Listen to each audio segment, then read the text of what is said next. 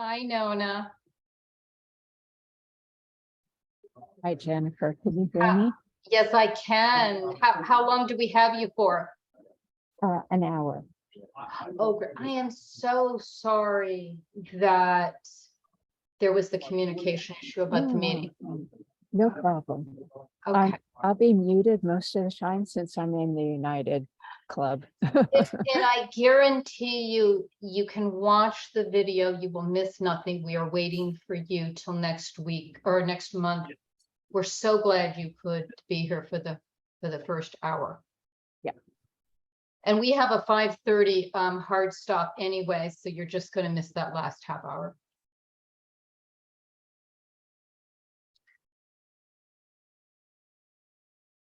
It is real dedication, though, to Zoom in from the airport. Where are you going? I'm coming home. Oh, you're coming home. Okay. Yeah. From someplace fun? LAX. Okay. I'm going to drive to LA on Friday. We're going to Disneyland for the yeah. My daughter and my. Very I think cool. the most fun will be on the drive. You know, we have a great time driving. We never run out of things to talk Yeah, I about. was just thinking, MJ. get your daughter for hours.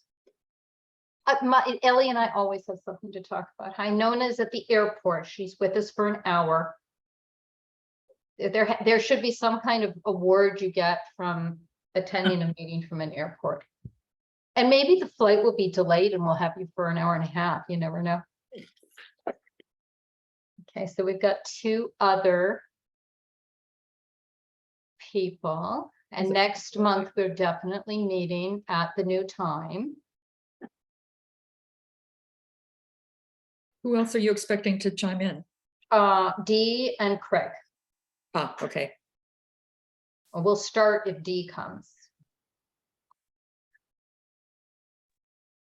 And I know she's going to be here. Hey, Jennifer, nobody is a host? You know, it starts automatically now. The minute it doesn't allow you to, no, you can't quiet anybody. You can't do anything. They took all those controls away.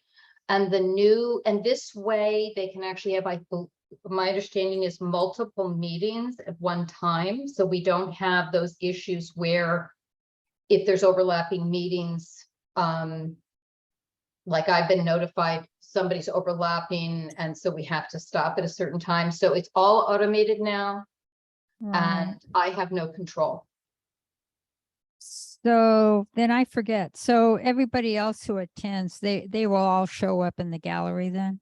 Yes, and they will all have to mute themselves. We will not be able to mute them. Right. Okay. So we're just waiting for, well, we have one more minute. We're waiting for our quorum. So, yeah.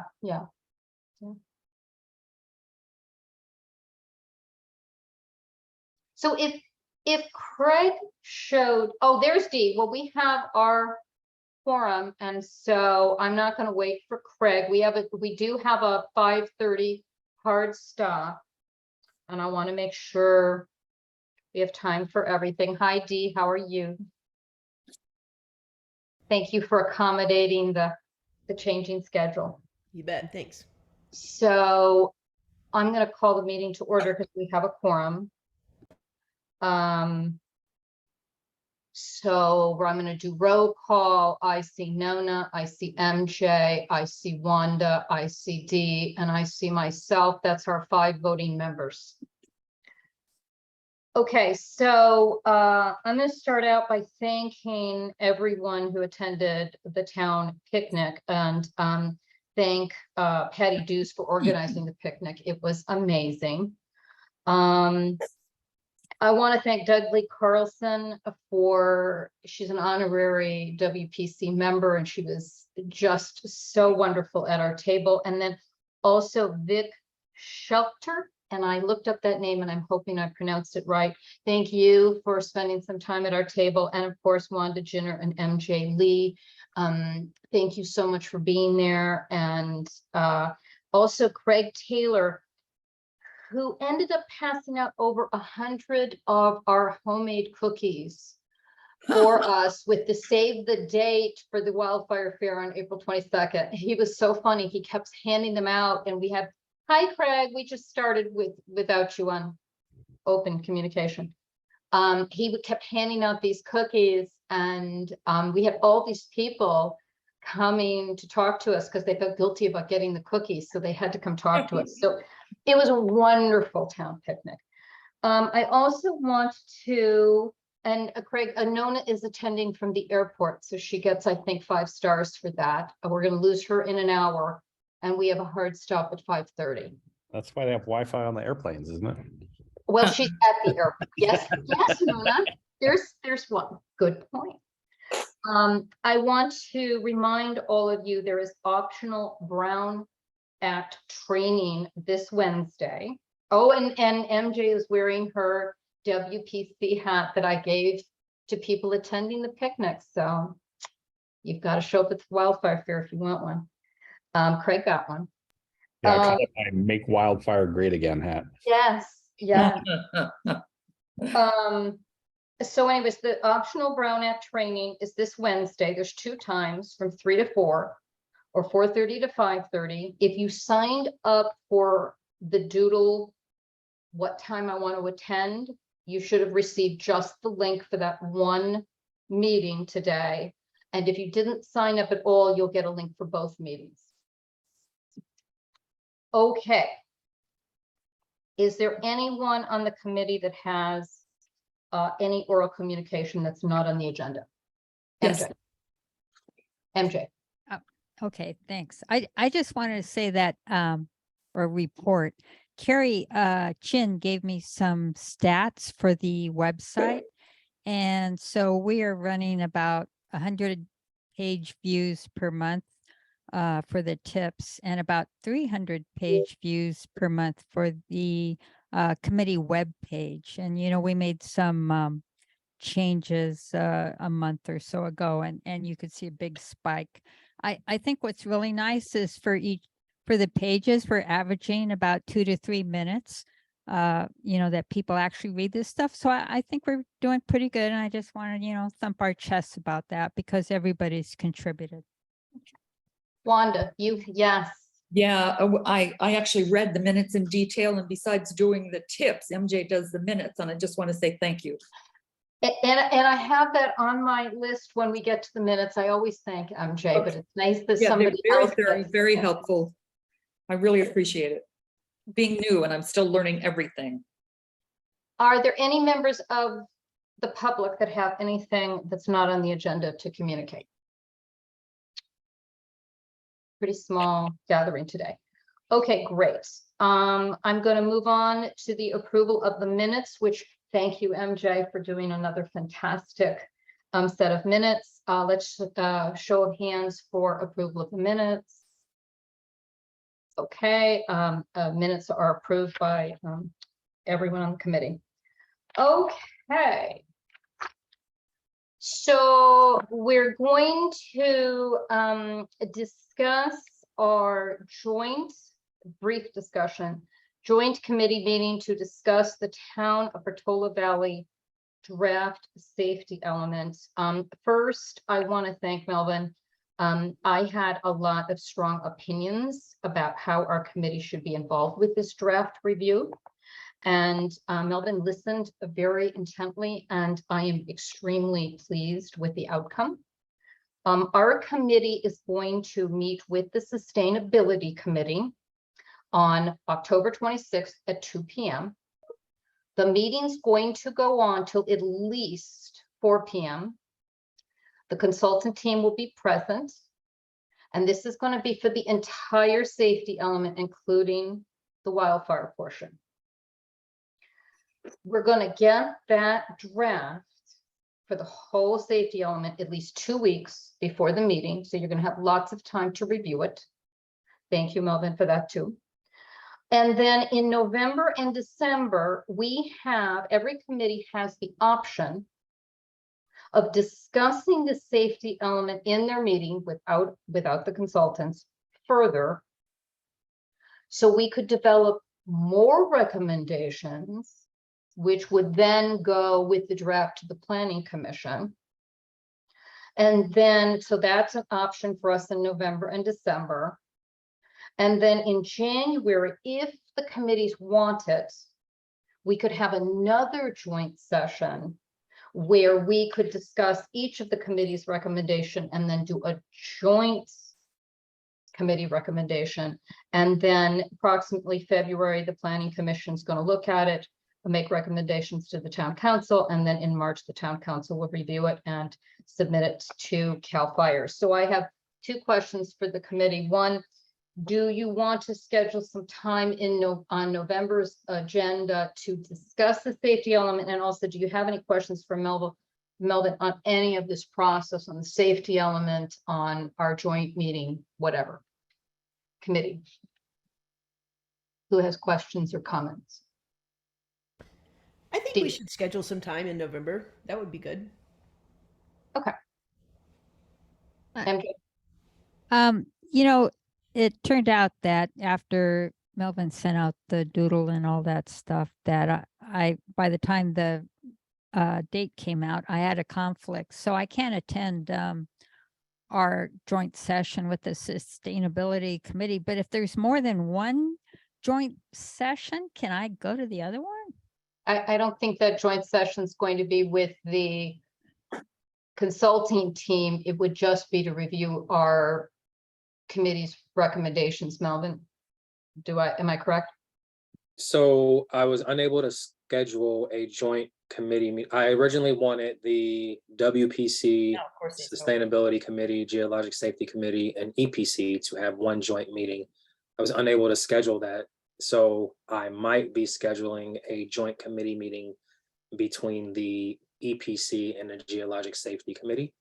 Although it's looking like the Geologic Safety Committee will now have a quorum and be able to join the October 26th meeting. So it'll be the WPC along with Sustainability and the Geologic Safety Committee. That's not confirmed yet, but that's what it's looking like.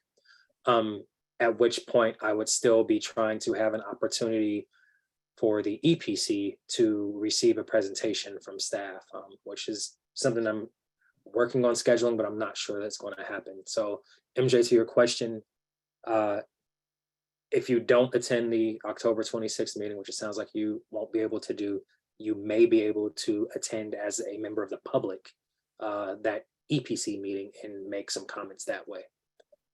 Regardless, this won't be your only opportunity to comment on the draft safety element. Your committee has discussed talking about it in November, and there's that potential second joint committee meeting that I may go through the exercise of trying to schedule in January if the committee so desire.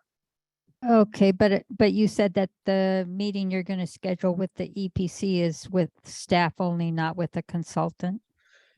I don't know what date that may be, and I can't guarantee the consultant's availability. So I see. it really depends on when the meeting is scheduled. And it's important to know that this October meeting are questions to the consultant. It's my understanding that if we really brought up something compelling, there is still time for them to add it to the draft. But after that, in November or December or January, if we make a recommendation, that recommendation, it's my understanding, goes along with the draft to the Planning Commission, but it's not part of the draft. The Planning Commission or the Town Council can choose to make it part of the draft, but there is a distinction. The distinction is that the draft is very much so a draft. We will be releasing what's called a public draft, hopefully by next Monday. And that is the first draft that includes the input that we received from the EPC and Sustainability Committee and Geologic Safety Committee when we took memorandums to them.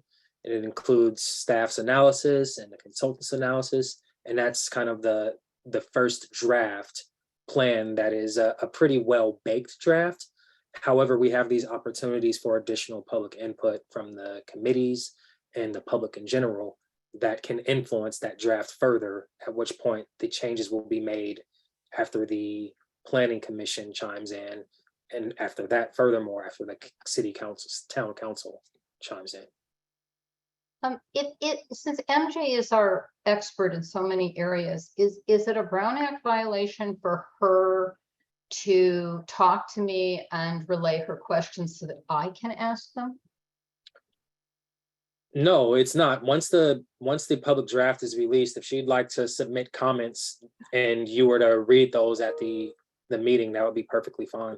No, I'm talking about for the October 26th meeting, when she reads the draft, can she talk with me, because she's such an expert in so many areas? She can talk to me and I can ask her questions during the October 26th meeting, correct? Yes. Okay. Okay. And then just other things to add on that October 26th meeting. It is a joint committee meeting right now with 2 to 3 meetings, and potentially the EPC might join. Mayor Hughes is going to chair that meeting. So he will be guiding discussion between the 4 committees. And I think that's about it as far as updates go on that October 26th meeting.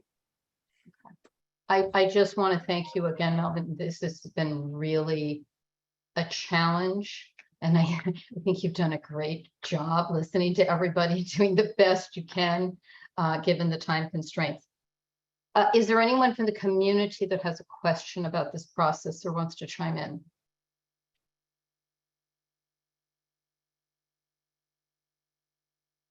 Anybody else on the committee? Okay. And Jeremy is going to be joining us a tad late today. And Dawn is not with us either. I'm so sorry. Are you Fire Marshal Heard? Is it Heard or is it it's Heard, right? I can't hear you. You're muted. You're not on mute, but we can't hear you.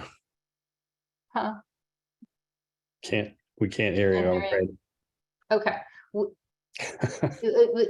He'll be working out his technical difficulty and we'll get the correct pronunciation. I'm not sure if he's Fire Marshal or Deputy Fire Marshal. Okay. He's actually a battalion chief. Oh, but so do you say chief or do you say battalion chief? Boy, got me there. I think it's extra confusing because his name is Marshall. Yes. Here. Oh my gosh. Okay. He's calling in, so we'll be able to hear him. Well, we're going to have another presentation. We'll catch up with you later. So we're going to move on to our presentation and our discussion on a 10-year fire mitigation program proposal that we've been working towards for many, many, many months. So today we begin our discussion about a 10-year fire mitigation program proposal to be submitted to the town council. And this is a journey, and I believe it will take at least several months. And I feel strongly that we should all arrive together at our final destination. And therefore, I would like any recommendation we make to the town council to be supported by every member of this committee. At the end of our discussion, we can choose to make any proposal we wish or to make no proposal at all. We are starting with a blank page. And with that,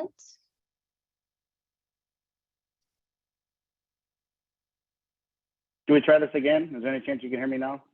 yeah, we're going to have another. Yes, I can hear you now. You're just in Okay, time for good. our Thank you. presentation. Perfect. Thank you. So anyways, I hate, can everyone see the screen, the blank piece of paper? So I hate starting a discussion with a blank piece of paper. I think it's intimidating. So with that in mind, the Finance and Insurance Subcommittee would like to present this draft of a 10-year fire mitigation program proposal. This proposal is the result of over 6 months of research.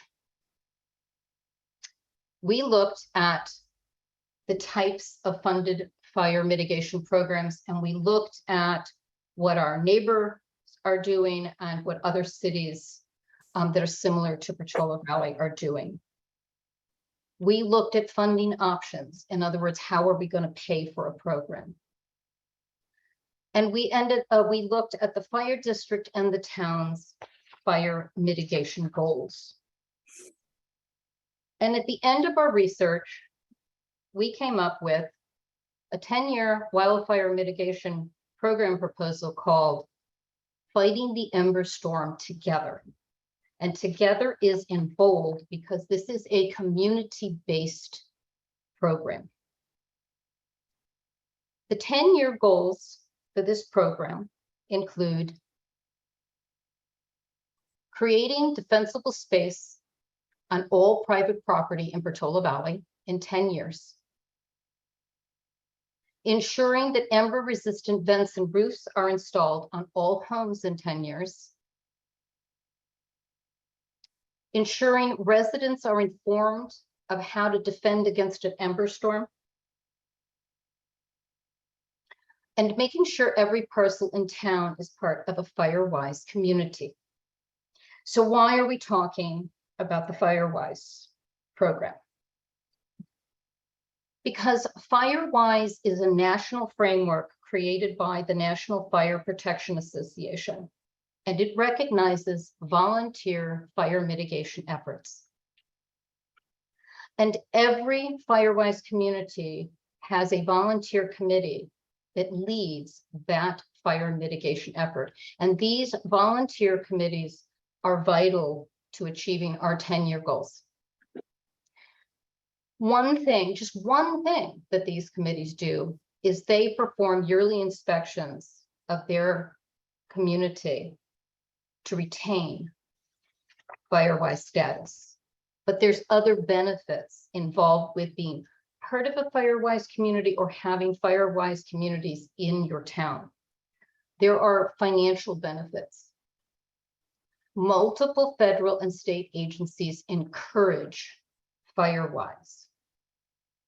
And if you have many fire-wise communities, there's an increased likelihood of grant revenue for both the town and the fire district. Fire-wise communities are good for insurance rates. We know at least currently there's at least 2 insurance companies I can think of that offer discounts for fire-wise communities. But if these new insurance regulations go through, it will be required for insurance companies to give fire-wise communities discounts. But the most important piece of fire-wise is it creates communication conduits. Right now, we're trying to reach out to 1,700 households to tell them about evacuation safety and tell them about wildfire preparedness. And you all know it's tough. It's tough to get people's attention. If we can create 30 or 35 fire-wise communities within Portola Valley, those volunteer committees will become leaders in their areas, but we can educate them on the information we think is vital, and they can communicate that to their residents. Fighting the Ember Storm Together consists of 3 components. There's a joint communication component. There's a Wildfire Preparedness Committee Toolkit component. And last, our funded program piece called Empowering Our Fire-Wise Community. And these 3 components work together to help us reach our 10-year goal. So let's look at the joint communication piece. The Wildfire Preparedness Committee would continue our annual Wildfire Preparedness Fair. We continue our weekly wildfire tips thanks to the hard work of MJ. Thank you again, MJ. And we'd also include fire-wise chats. And these meetings, either monthly or quarterly, would target emerging or existing fire-wise communities and those volunteer committees. And it would be a space where we would listen to what they need, and we would provide solutions. And we could also educate these community leaders on the latest information about evacuation, about defensible space changes. And this would be our communication conduit to our 1,700 households in Portola Valley. Our partners, WPV Ready, the EPC, and the Conservation Committee would continue their good work and their messaging, and they would also be able to use these Firewise chats to communicate their essential messages. The Wildfire Preparedness Committee Toolkit, we know that the Home Hardening and Vegetation Management Subcommittee is right now hard at work trying to decide what's going to be in this toolkit. We are hoping it will have a strong community organization piece. We can't think of a better fit than the R4W Sprint prototype working within a Firewise centered program like Fighting the Ember Storm Together. These volunteer communities are committees, excuse me, the committees will help us identify those homeowners that want us to come in and jumpstart their communities. And these volunteer committees will help our R4W Sprint team make the magic happen. In addition, we'd like to see some small grants for Firewise startups, perhaps as little as $100, just to defray those initial startup costs that right now the volunteers are paying for. We'd also like to continue to support residents in the changing insurance markets, help them understand these new regulations that are coming and how to find insurance providers. But we'd also like to investigate new ways to ensure that homes are ember safe. This could be fire code compliance during resale processes or permitting processes. This could also be requiring ember resistant vents for certain permits. And we'd like to continue to support home hardening solutions, perhaps having a demonstration site on how to harden an existing deck, or continue to research discounts for residents for home hardening projects. So we come to our funded program called Empowering Our Firewise Community. This program provides incentives for being part of a Firewise community, and it also offers Firewise committees the resources to implement a community project or participate in an R4W Sprint program. This program would consist of a one-time $1,500 grant per parcel. The homeowner must match the grant amount. Grant applications are bundled and submitted by the Firewise committee, so you must be part of a Firewise community to be eligible for the grant. And the homeowner would have had to have a fire district inspection within the last year. We'd also like to see some kind of component where the fire district becomes involved with difficult or wildlife sensitive parcels. This is to ensure conservation-wise mitigation or make mitigation easier for residents in these difficult areas. And we'd also like to see the town provide a $3,000 no match grant for low income households.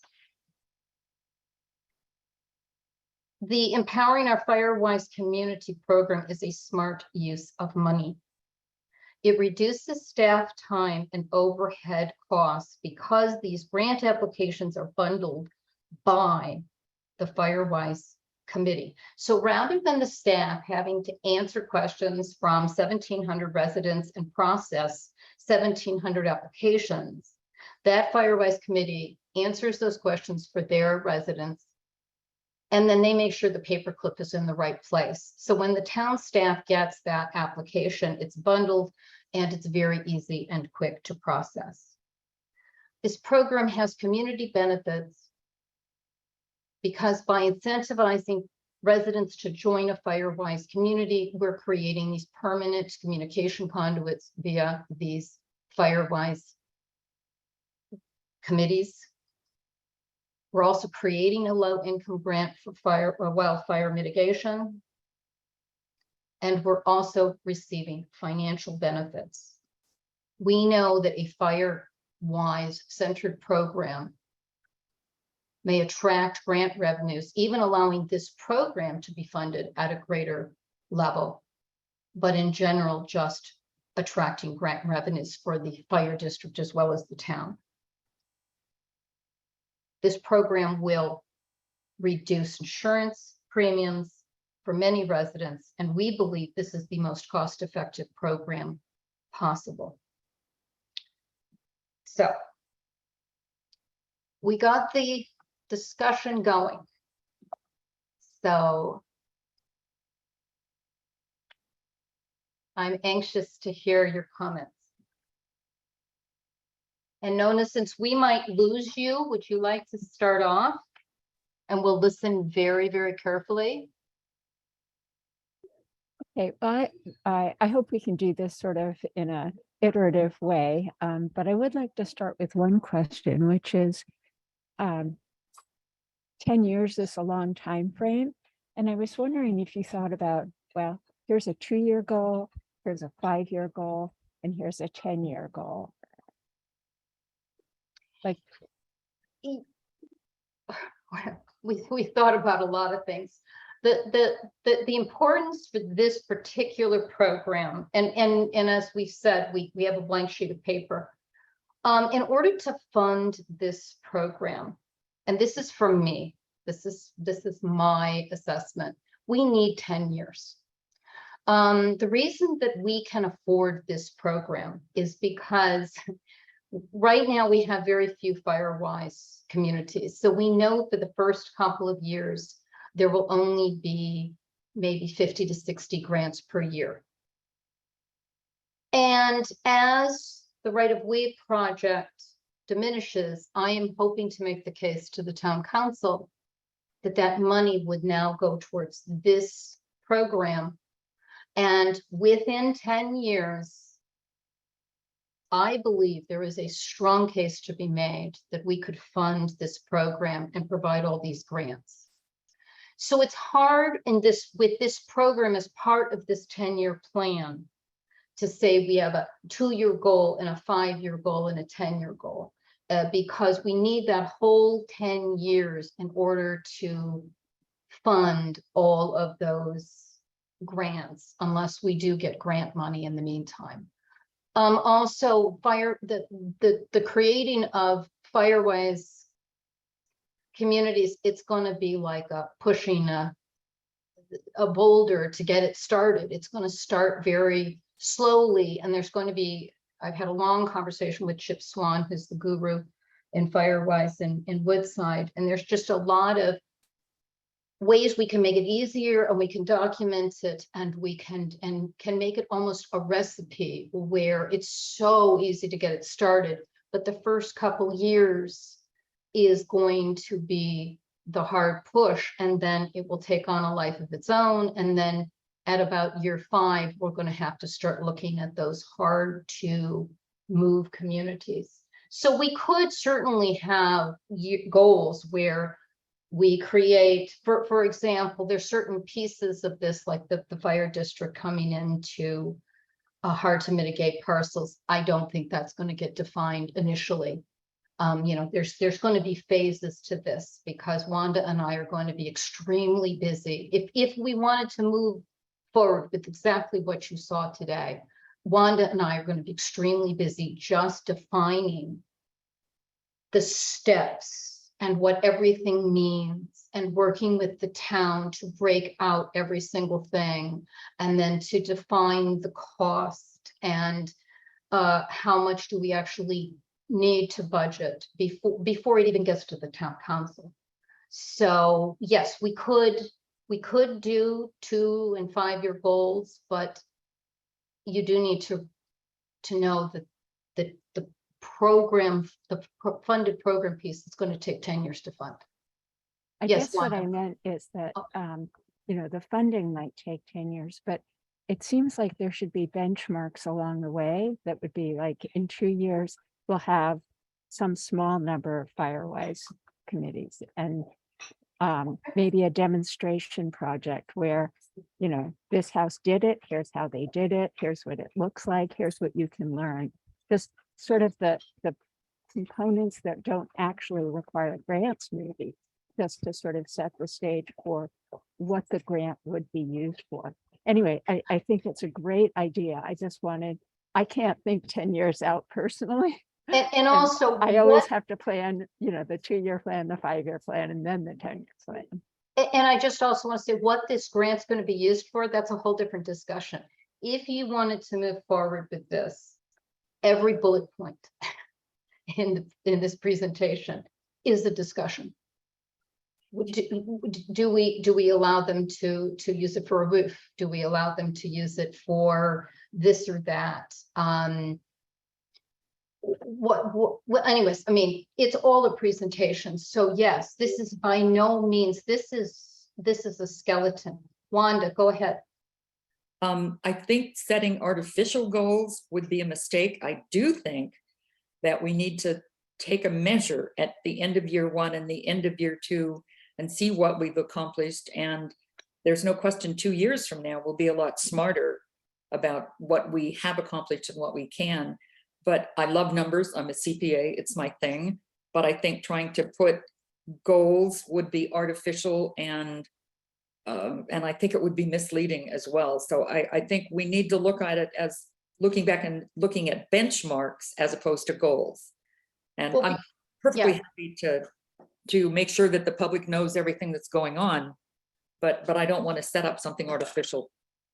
Well, we could also term it priorities, because there is so much packed into this program that we're going to have to decide which piece we prioritize. For example, if we actually wanted to move forward with this funded program, any funded program that we want to move forward with, we really do need to define soon in the next 3 months, so we can get it early in the year to the town council to just begin the conversation if we wanted to get it actually funded in the next budgets. I mean, I would imagine it's going to be quite a process. So where do we want to put our priorities? I would love to have the R4W sprint program really be a priority so we can get that kind of jumpstart going in existing communities, while I think that having the fire district come in hard to mitigate areas might take longer. So Nona, anything else? Because I know we might lose you and I want you to feel part of this discussion. No, I'll hold off for now, and maybe if there's a chance, I'll cycle back in. You sure? Yep. Okay. MJD?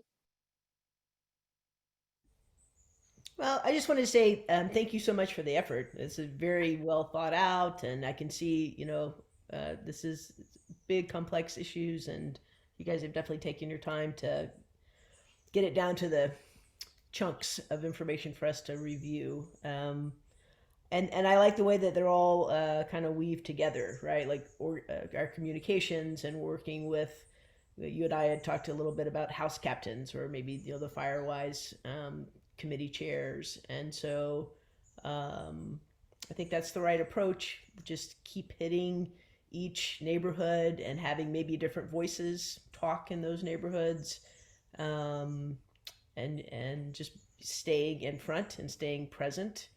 I agree that communication is definitely going to be part of the success of this, and I also do appreciate the idea of maybe some goals.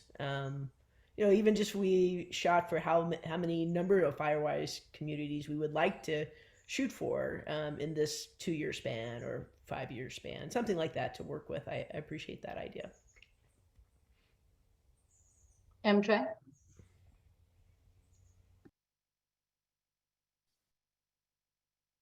Sorry, it's hard for me to take notes and contribute to the discussion at the same time. In fact, anytime one of you wants to do this, please take it away from me. Okay, so Jennifer, I hadn't really heard this like this. I know you sent me an early draft of things, but I think your 10-year goals are tremendous. If we could get everybody in the town to have defensible space and embers resistant fence and roofs and know how to deal with the ember storm or how to prevent that from setting their house on fire. And if every parcel was in a Firewise community, that would be tremendous. I do agree with everyone else that, yeah, we need these little, what did we used to call them? Inch pebbles, or, as opposed to milestones. We do need, shorter benchmarks and things like that so that people know we're making progress. But I understand why we need a 10-year goal. And yeah, it'd be great if it wasn't 10 years, but let's be realistic. If we got all that done in 10 years, then that would tell me I could live here forever. So, and I think the idea of building on Firewise, the Firewise communities, which I sense because the insurance agencies are starting to require it, I think that is the way to go. So let me get to my concern. And that is that there are so many players, right? There's WPV Ready. I mean, Chip's here with us. WFPD is doing all this CPAW stuff. The town is doing some CPAW stuff. And I think it may take a lot. I don't remember when you were going to try to get this passed by the council, but it may take a lot of coordination, even to put something together that all those other partners buy into and support. And that's actually my biggest concern about this 10-year program. Okay, so I'm glad that everybody, this is not the concern that I thought people would have, which is great.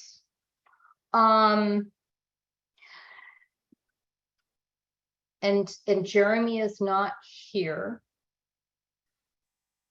I'm But- here. He's here. I'm here. He's here. Oh, is Jeremy here? Okay, so good. So I don't see that anything about this program, and when the committee's done, we'll hear from Chip because we had a long conversation.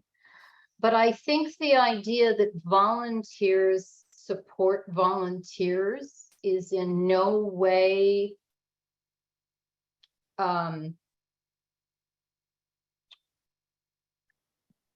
challenging the current system. Obviously, WPV Ready is going to do their own space. Dawn and Selena are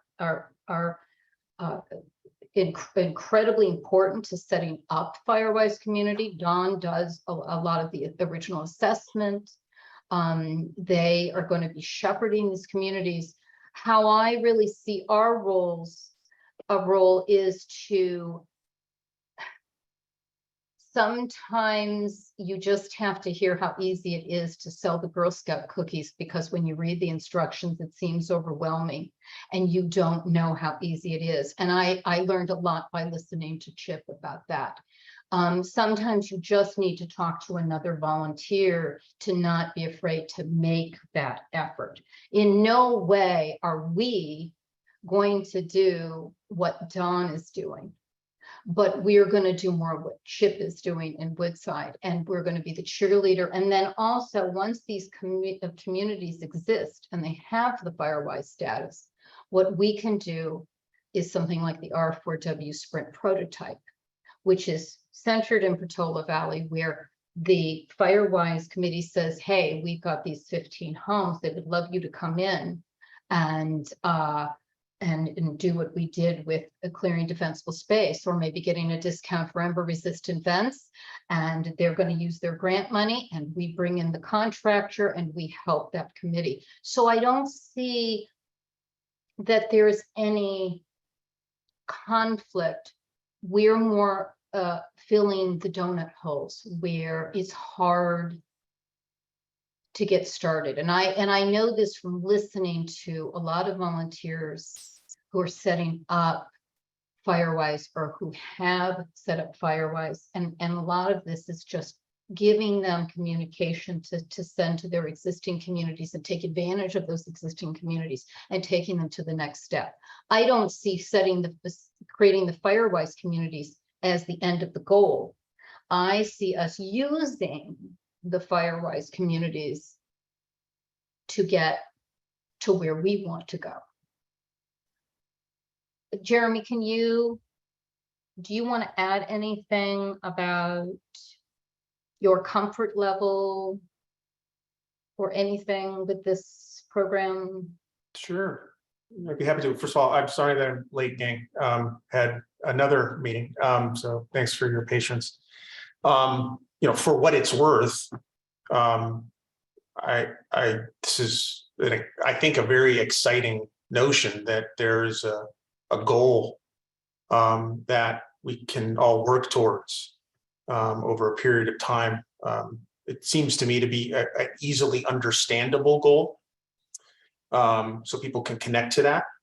And it's the kind of, I think it's a kind of program, as I understand it from my conversations previously with Jennifer, is because of its volunteer core base, it has an opportunity for phenomenal success in a community like Portola Valley. Residents talking to residents is by far the most effective way of communicating information and sharing success than any other mechanism in town. So I think that anything that the town staff can do to support that kind of program is time very well spent, and it fits in very well in that pie of the various activities that each of us are engaged with, whether it's WPB Ready on their neighbors helping neighbors in emergencies, whether it's Woodside Fire, and that supports large scale work, also supporting the town's fire safety checklists and fire code checks. The town works on policy issues. So I think it's an exciting effort from that front. And certainly the areas that I think the town could contribute to would be around communication and around finding funding where funding may not be immediately available. I've talked a bit with my counterpart in Hillsborough, where they have a pretty active Firewise program, and it's been very successful so far, and it's an area ripe for exciting positive collaboration. So for what it's worth, that's my 2 cents. I was really excited about the notion that a group of volunteers would be speaking to other people in the community, and kind of like what happened with the neighborhood watch. Think about what happened 5 or 6 years ago when Lori Duvall was going around from group to group. That felt very much in the spirit of how the town does things. And I think that's what people need. People need to have someone who isn't a bureaucrat or otherwise say to them, I did this, this is how you can do this. That's usually the rationale. That's usually the impetus for people to go, okay, I can take on this endeavor. So I'm going to say one more thing, and then I'm going to turn it over to Chip. I do want to point out that this really is, if we went ahead with this program, as it's very similar to where it's been defined, and you're under no obligation to do so. I'm not going to be hurt at all if you don't like it and you want to junk the whole thing. I'm okay. But if we went forward with this program, it is a defining moment for our committee, because this is rather like conservation shepherding tree removal and all of the things that they do to ensure the conservation efforts of our town, and our town depends on the conservation committee. And I really see this committee rather taking on this mantle of overseeing this for 10 years. And you're not obligated to stay on the committee for 10 years, but I have made the commitment that Wanda and I will create this program. And well, Wanda's volunteered willingly. I didn't force her, but we've done things like this before. We understand how involved it is to break something like this down and make it user-friendly and all of the pieces that are involved. So if you said next month, yeah, we think we want to go at least explore this direction. It's not a vote to do it, but we want to explore it. It will take us months of coming back to you to say, and when we talked about this piece, this is what it will look like. And this is what this application process will look like.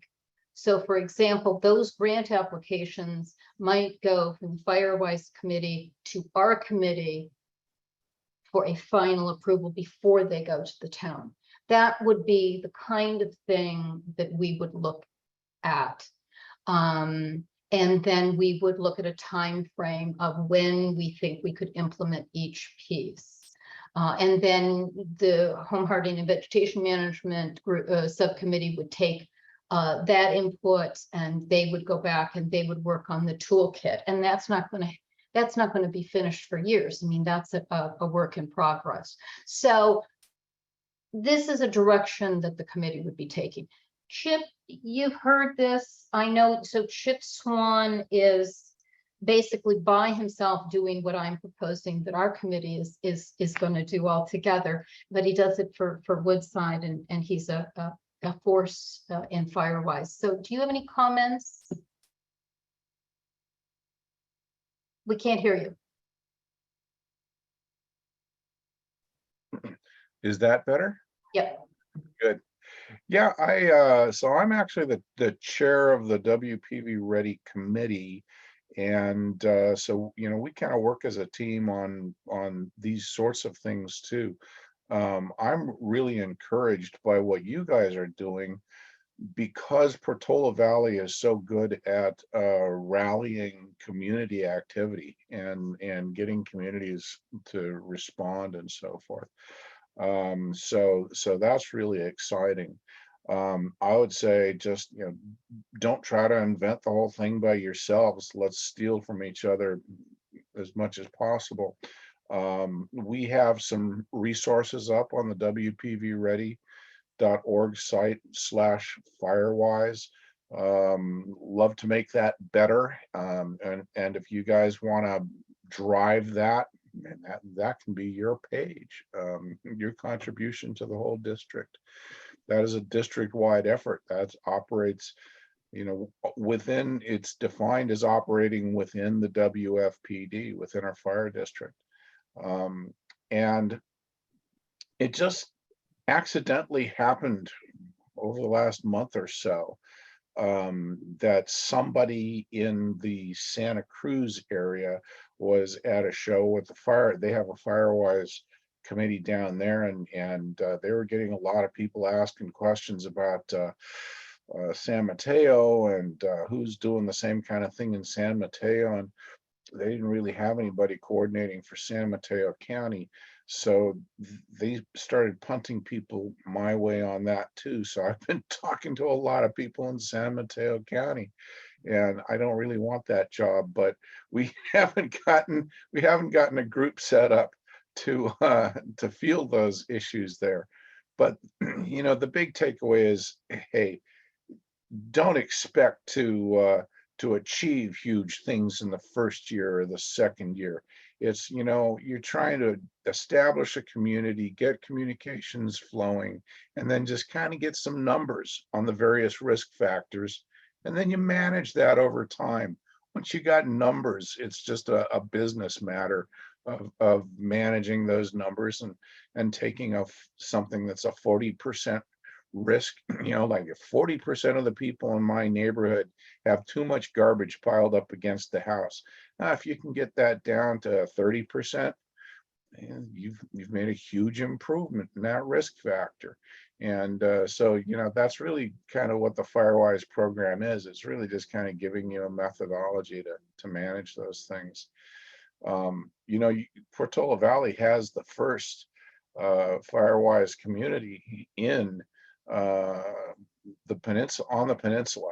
And in fact, when I first started looking at making my own neighborhood here, Woodside Hills, a Firewise community, there was not another one. There was Portola Valley Ranch, and then south to Morgan Hill, north to Marin, and nothing west. And then east, you had to go all the way to the foothills, other side of the valley, to find another Firewise community. And that has certainly changed a lot. People have become aware of this as a useful tool. And a lot of people are pursuing it now. They're popping up all over the place. I hope that a few years from now, every community in our district is in a Firewise USA recognized site and running a successful program. If there's anything I can do to help, let me know. Again, just consider WPV Ready part of your team. I have his cell phone number, so he's kind of trapped. And I will say this, I spent about a month and I went through the local websites, I went through WPV Ready, I went through the state, I went through the national, and it wasn't until I talked to Chip that I it's not that the information's not there, it's just written in such a way where, and it's written very well, but I think that for certain people, and maybe I'm one of them, it's very hard to envision, like the assessment, the whole assessment piece seemed like it was a very big piece until Chip said, well, Don's gonna help you with that assessment. Yeah. Provide that assessment. Yeah. Oh my gosh, you have to come up with so many dollars every year to get to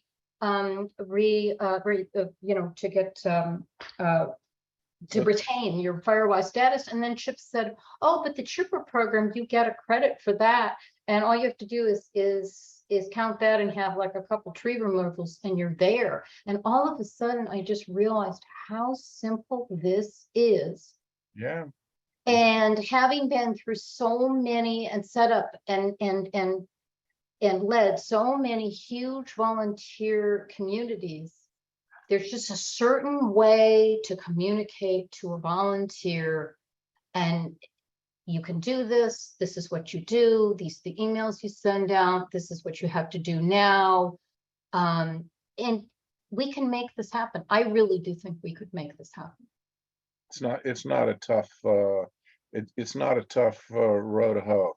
And again, also the WPV Ready site, I'm the guy who puts most of that stuff up there, and I'm always looking for people to help write that material. If you come up with anything better, simpler, something more usable, just fire it at me and it'll get up on the site. So consider that your resource too. It's there for the whole community. If we do this, we will certainly share alike, and we'll work with you very closely. I see Jeremy here. I see Marshal Hurd here. I see MJ here. So I know at least these other people also have my cell phone. So give me a ring. Is there anything else the committee wants to say before there's not that much in the public to reach out? Do you want to let the public? Is there anyone in the public that has any comments? Yes, Marshal. Is it Fire Marshal Hurd? My name is Marshal Hurd. I'm the Deputy Fire Marshal right now. Deputy, okay. So I want to thank you for that presentation and I think the good start on the firewise communities. You touched on, I think, the volunteer thing, which is a big part of this. As Chip expressed, you know, we have a department of 3 people in our division here, in our prevention division, covering Woodside, Bertola Valley, and unincorporated San Mateo County areas. So thank you, Chip, for assisting with that.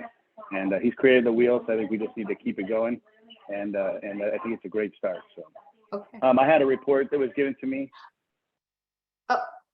Are we talking about the fire marshal update? Yeah, Don Well, Bullard gave me a fire marshal update to go over. We're not done with this piece of our Okay. agenda. I'm so sorry. You'll worries. be up. You'll be. Let me know when you're ready. Yes, I will. Serena. Yeah, what size have people found that a firewise community should be? It can be anywhere from 8 to 2,500. And Westridge is right now trying to come online, and I think they have 250 houses. And Firewise says the bigger the better. Because you don't have to have, you can have 10% of the homes participating and you're okay, and then slowly bring your neighbors with you. Let me add, we have 250 homes here in Woodside Hills. And there's no problem managing that, because quite frankly, in the first year, you're lucky if you get 10% of the people paying attention. And then year after year, if you can add 5% every year, then eventually you'll get to about 80%. You're never going to get to 100%, but it's by getting a number that's big enough that you're managing it. You've got a number that you can statistically look at and say, oh, this is a bad number on wood roofs. We got to focus on that and get that down. You don't have to have 100% participation or anything like it in order to make huge improvements in your own safety. And part of retaining your status is they want you to have an event every year. I think that we could even have having a Firewise table at the Wildfire Preparedness Fair could be the event, or having the meat for ice cream after the Wildfire Preparedness Fair. There's all sorts of ways for us to automate this, even participate in the town picnic, that will make it really easy for these volunteers to sustain this. And even talking to the ranch, they just need cheerleaders. They need to exchange ideas and exchange emails, and have someone say, well, this is a great email to send out. We'll just send out this email. And so I think there's a lot of benefit we can bring to this. Yeah. Any other comments from the community? Serena, you have something else? No? Karen, nothing? I just Yes, want to jump in, since I'm going to have to leave, but I'll certainly listen to the recording for the rest of the meeting, and then maybe bring some comments to the next meeting. Thank you very much. Okay. Good to see everyone. Okay, Nona, thank you. Let me just add that, if you have a couple of Zoom meetings where you talk about, hey, what are our high risks right now? What projects can we do over the next 12 months? Yeah. That counts as a community outreach. Being involved in a lot of the things that are done district-wide, the WPV Ready Wildfire presentations and so forth, all of those things can count as community outreach. Anytime you get together in your neighborhood and discuss what can we do to make it more fire resistant, you're doing community outreach, you're doing the work of the Firewise group, and those things all count. So that's not a high bar either. So committee members, so Nona's gone. We're not going to obviously vote on anything anytime soon. What would help you next month to move this discussion forward? Do we want to go back to a blank page and look at other options? Do we want to pursue this and you want more definition of a certain area? I'd like to hear what you need for us to really be clear how we want to move forward. Well, I really do like what you've done so far, and it maybe just send us a copy of the slides, give us some time to kind of jump into it. I agree. I think that they're kind of fantastic goals, and so I'm prepared to just come back and work from the slides that you've already created. So just go back and have just, MJ, is there anything in particular you want more information on, or do you want to just have the month to digest this? Oh, you mean information right now? No, for like next month, is there Oh, for something you next want, Wanda and I to zero in on that troubles you the most, or do you, Dee just wants to get the slides and look at them over the month and then think about this? Is there something you Oh. want? Well, my concern is still the one I mentioned in that, I guess I'd like to see a little more information. Well, two things. I'd like to see a little more information on how this would coordinate, like, because last month Dawn told us that CPAW was going to be applying for grants. And, if we could just get a connection where we say that this stuff that we're talking about funding through your 10-year goal plan would actually be funded by CPAW or something like that. Otherwise, I feel like we have too many grant things going on in parallel. I'd rather feel that they're all connected. Through the chair, I'm sure Marshall and I both have updates that will be useful towards the end of the meeting on this front. Okay, okay. Then Jeremy, do you think, okay, so, okay. I'm happy to give it now too, if you think that that's useful. Yeah, Jeremy, why don't you just say that now? So that Marshall, am I stealing your thunder here? Talking about the grant? I go ahead, and if you cover it, I'll change my topics. Fine. All right, cool. So CPAW, Community Partner Assistance for Wildfire, it's a resource grant that Woodside Fire obtained last year, and the town of Portola Valley, Woodside, and the county are co-sponsors. And the CPAW folks hired a grant writer to assist the district in conjunction with ideas from the two towns on a grant that was submitted just a few weeks ago. I got it here, hold on. It's a community wildfire defense grant. And I think the total amount was just over $2 million. And for the town of Portola Valley, Don Bullard ultimately decided on two items. One was for a variety of defensible space, vegetation right-of-way clearing, and the like in the PB Ranch area, Blue Oaks area, Los Trancos, up in that part of the world. So a number of different projects there. And then the second one was a 3-year, we're not calling it a pilot, but a 3-year program that looks very similar to Woodside's defensible space program.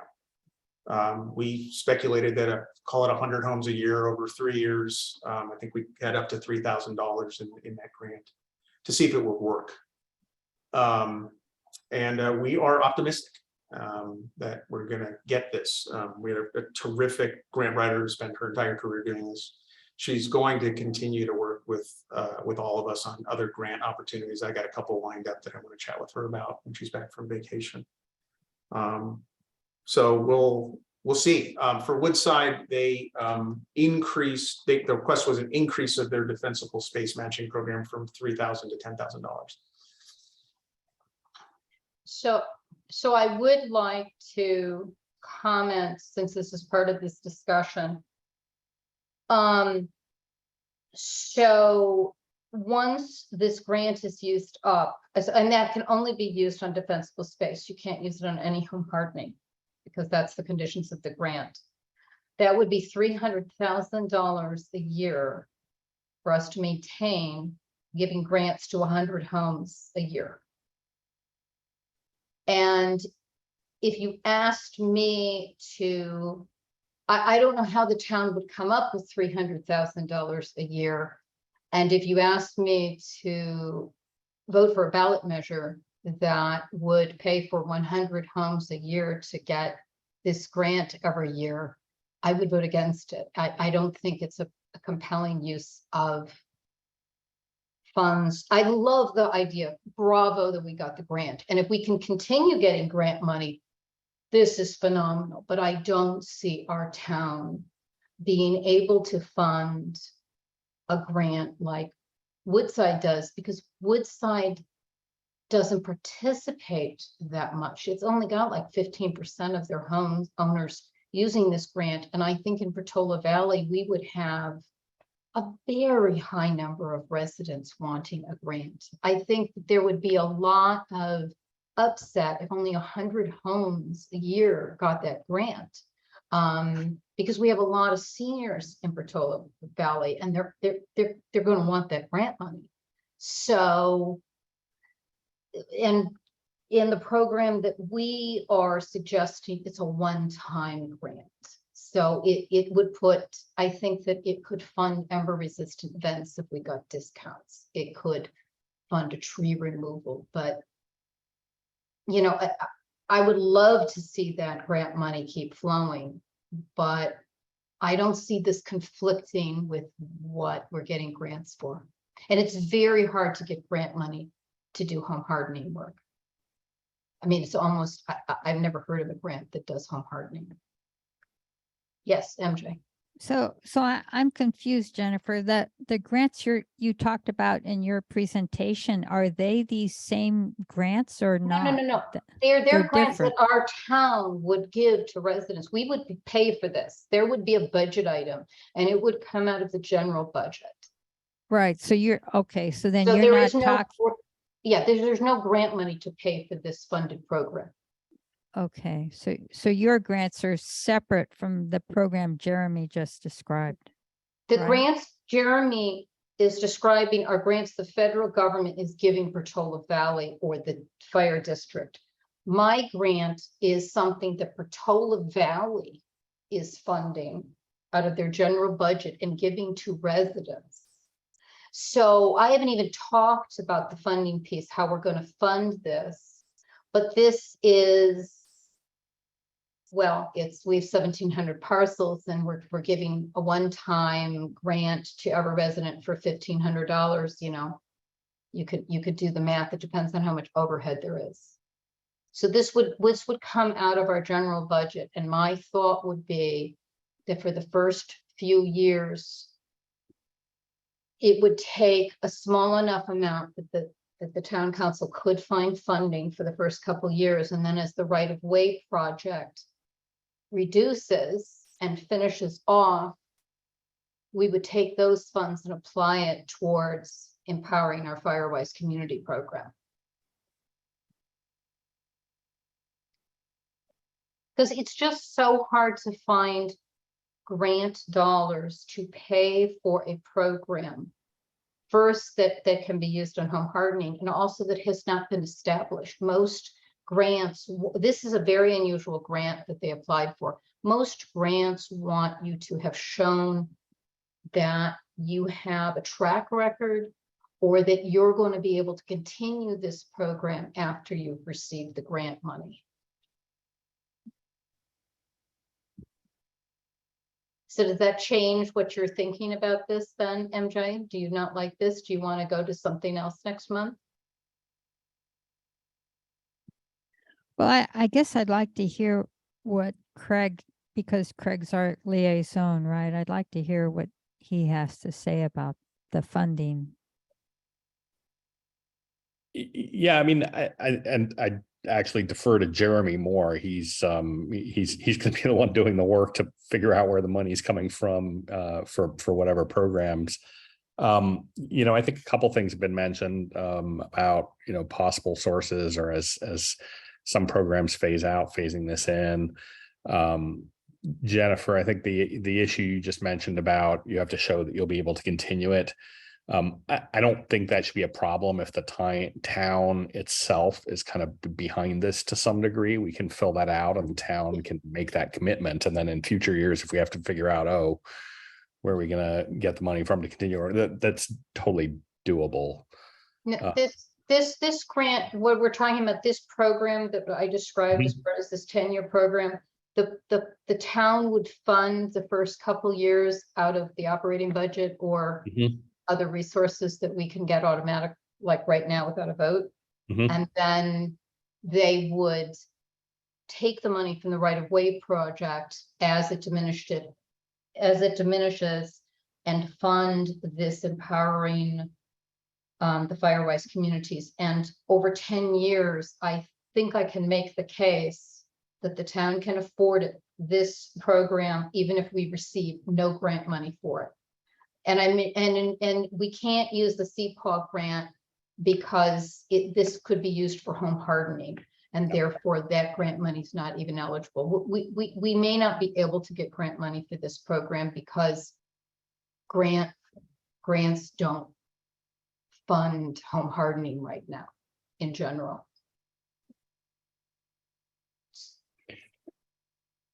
So Jeremy, do you want to add that to that?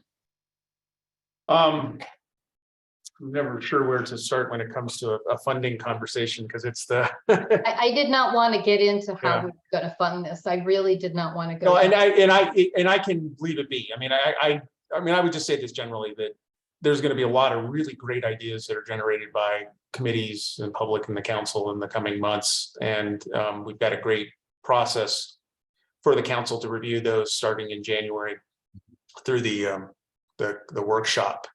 And ultimately council will direct staff to program in the elements that they can over the course of time. We all know that we don't have enough money to do all the things that we want to do. So I think this is as much about setting expectations appropriately, defining our goals very strongly, and moving forward. I'll just leave it at that. One other possibility, Jennifer, and I don't know if we've explored this at all, but it's possible that we might find a benefactor in the community, somebody who is willing to make essentially a private donation to fund or to become whatever the funding equivalent of an anchor tenant is to this pool of money, for the betterment of the community, in the same way that people might buy open space or help build buildings or whatever. It's entirely possible that we might be able to find residents who'd be willing to pitch in, some number of tens of thousands of dollars to go into the pool. But I will say this, if we want any kind of a fire mitigation program that we're paying for, other than the CPAW grant, which would be just like a gift from heaven, this is about as inexpensive and modest as you can get, and it has the biggest bang for the buck. We get fire district inspections, we get the Firewise communication conduit, we get, this would be just perfect grant money for the R4W Sprint program to use to jumpstart neighborhoods. There is just a tremendous bang for the buck, and I think that I could make a pretty convincing argument to the town council that this program makes sense to fund. And that's the reason that it was created like this. So Chip, you wanted to weigh in, and then I think we're going to close this conversation out. Yeah, I just wanted to add that, I think the idea of getting this funding and using it in the ways you're thinking is just fantastic. I can't think of a better way to get a lot of communities started. And that is kind of then the viral effect that I think will get you so much further down the road over the next few years. But also, if it just doesn't work out, If there's no grant money, if you can't get your hands on any money, it doesn't affect your ability to work the Firewise program. It's just going to slow down the launch, which would be terrible, but it's not a death sentence for your efforts. It's true. Okay.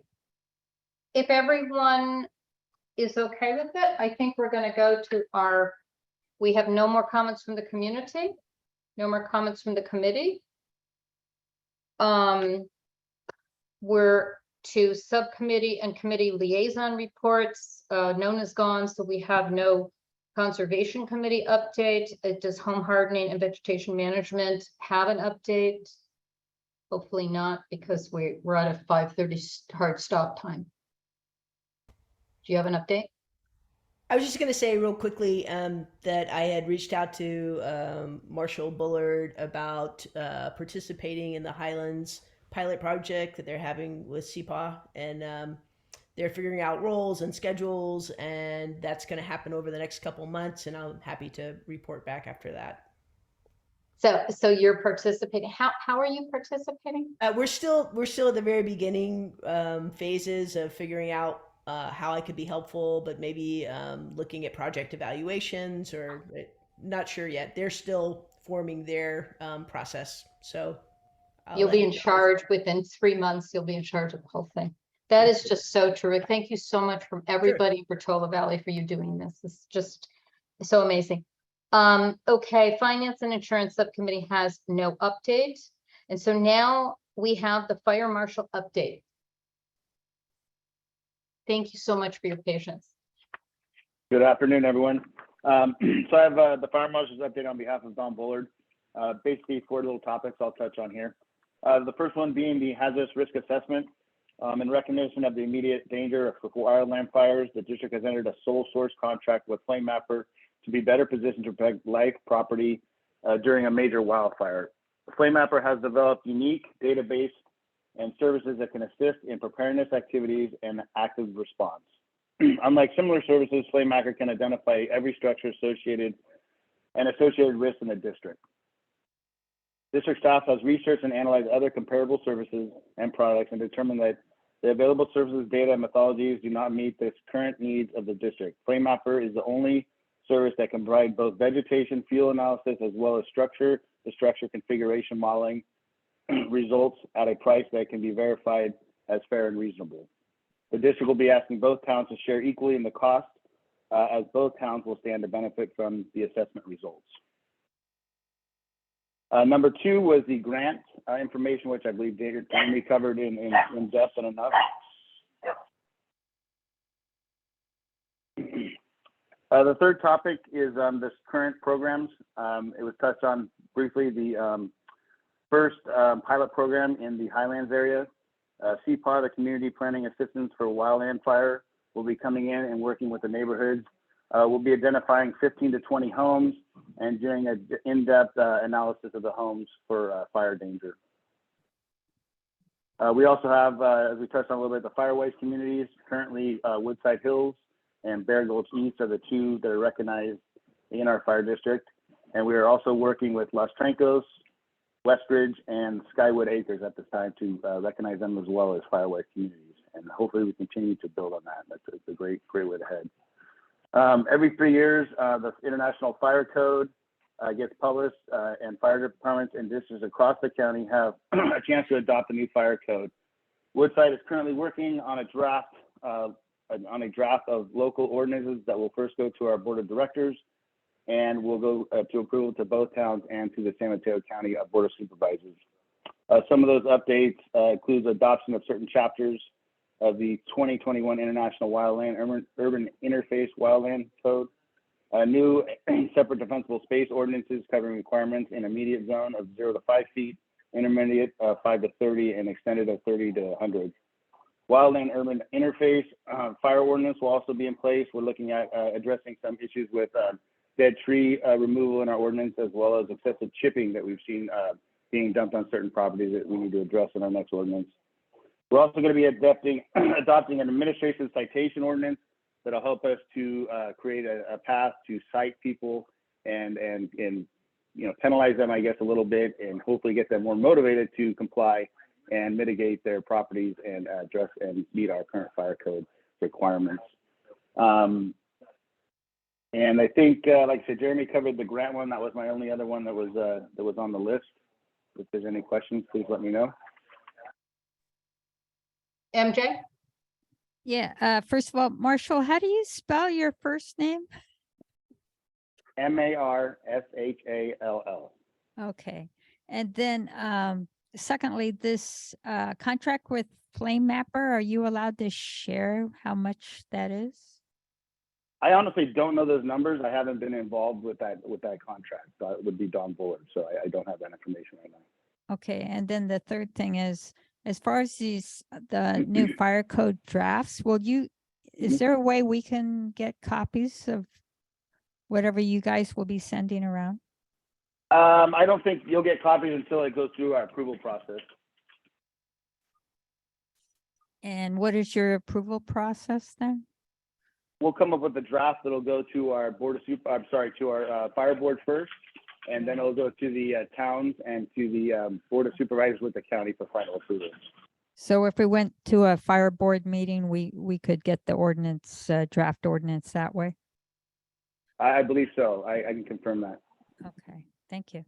And if Marshall, if I'm remembering this correctly, the fire code update is usually very closely associated. I mean, it's usually an adoption of what the state has done with some local amendments. So that's the part that tends to be interesting, is whether or not there's recommendations associated with something different out of the code. I haven't heard anything early on as it relates to what the code is sort of suggesting at this point, but just FYI for people is kind of how that works. Yeah, that's correct. Wanda, you had a question? Yeah, you went through a lot of detail in a short period of time. Is it available in writing or online? It's not available online. It is available on writing. I can email it tomorrow if someone needs it. How would he do that? Would he send it to? Marshall, you can send it to me and I can send it to Jennifer, and Jennifer can send it to. Okay. That would be great. Thank Okay. you. Well, Jeremy, I can't send it to the committee because that would be a Brown Act violation, because I No, can't. no, even- you guys aren't, it's not a Brown Act violation if you do a couple things. If you make it a blind copy and it's not an action item, it's just information. You can send it one way, no one responds. So I can also send my slides one way? Correct. Correct. Okay, so I do a BCC? Yes. Okay. That way, okay. that way no one's tempted to go, oh, great, Nobody hits reply all and gets in a discussion, which is what you want to avoid. I will know that after my Brown Act training tomorrow Tomorrow. afternoon, but it's nice to know that. Okay. Thank you so much for that update. Are there any questions from the community? Okay, so next our staff update. Yeah, just a couple very quick things. I had a very nice conversation last week with the director of public works for the county of San Mateo. Her name is Ann Stillman. Many of you may have known her father, George Mader, who was the town's founding town planner for many years. Ann and I had essentially an intro conversation on the town's traffic capacity or evacuation study, in particular the elements related to creating an evacuation lane from approximately Westridge out of town. She asked a lot of good questions and was agreeable to continue the discussion into the next months. It certainly won't be a decision that she makes. It'll be something that the Board of Supervisors will make as it relates to funding. So there'll be more conversations for the town council members and staff to have with folks over at the county, but they understood the issue and understood the issue, and I just appreciated her listening. That's it. I'll just leave it there. Just keep it short. Thank you. Questions, MJ? Sorry, Jeremy.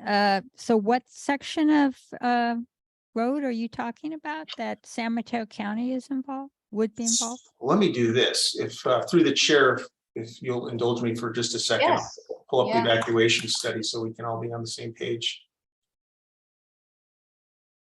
We've got 5 minutes and I can't think of a better way to spend it. All right, I think I can do this in 2 for you. So at the end of the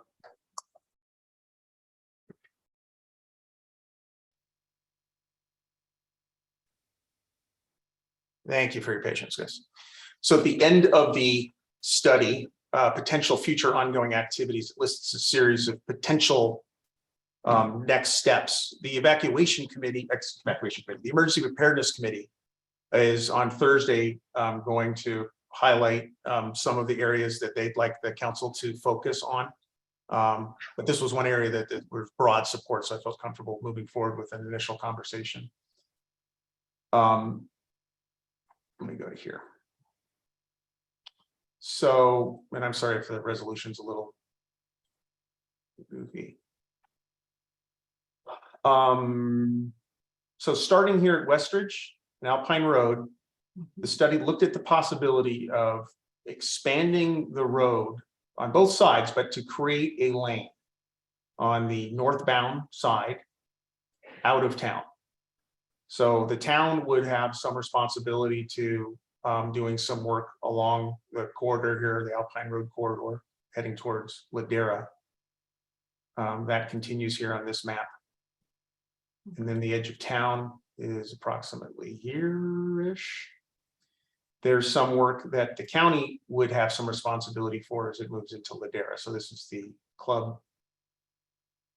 And then this is not a continuous map because there's some areas that have enough right of way or have enough clearance to do the work.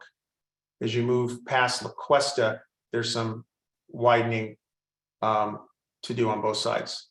And then you eventually move to pretty close to the on-ramp, off-ramp. So in order for this to work, both entities need to do it. It does not make sense, obviously, for the town to do it without support from the county.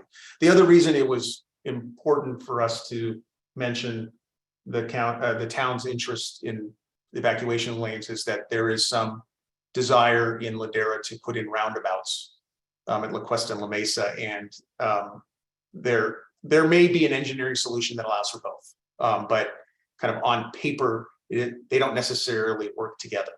So Anne was agreeable to thinking about that and seeing if there's a way to do both of those things. So Jeremy, so the county would be dealing with something like Alpine. What about some of the smaller streets that there's problems with the fire engines getting through? Is that something our town is going to look at, or is that also the county? That would be us. So if it's in town limits, that would be us looking at that. There are roads in Portola Valley that they are almost exclusively privately maintained roads that do have. I wouldn't say there's a road that you can't send a fire engine up that I'm aware of, but some of them get pretty tight if people start to park. I think Brookside is a good example of that. And the fire department, fire district's been really good about saying we got issues here, we got issues there, we got to do some work. That's a potential phase 2 piece of this that the EPC will opine on as part of recommendation. And just to expand on that, the other major area would be just creating some evacuation protocols for neighborhoods that have some challenges. To give an example, one idea that this study suggests is that for areas that are far away from the freeway, and have evacuation constraints, so the Highlands, that perhaps if we have an evacuation warning, those areas get a requirement for evacuation, for instance, things like that. So there's all these little things you can do to sort of build up some capacity and resiliency. So we're running out of time. This is definitely something I would like to continue next month. I think we all find this topic fascinating and relevant. So I'm happy to do that, and I would encourage folks to join the EPC on Thursday morning too. They'll have some discussion around this. Super quick, is there any comments from the community? Great. Okay, next month, Monday, 7 p.m. new time.